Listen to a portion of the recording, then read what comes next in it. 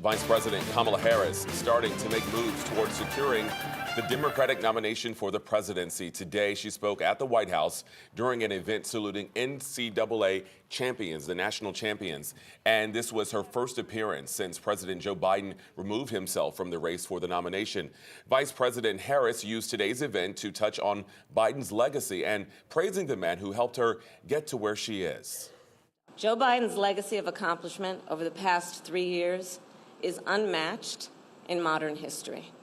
In one term, he has already, yes, you may clap.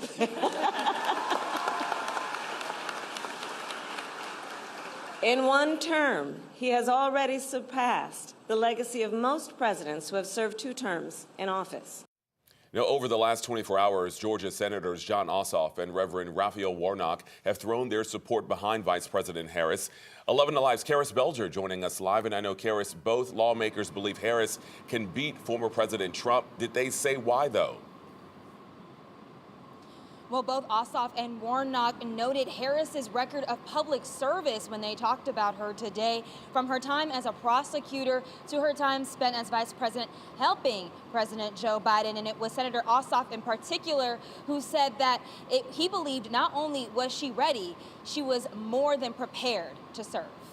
The vice president will come to Georgia with a clear record of delivering for Georgia. That's right.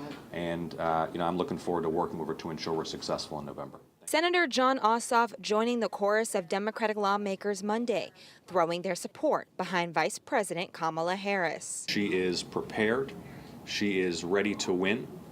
She has my full support. The endorsement came less than 24 hours after President Joe Biden announced in a letter that he would not pursue his party's nomination for president and instead focus on finishing his current term. Senator Raphael Warnock also showing support during a visit to Savannah, Georgia. I count her a friend.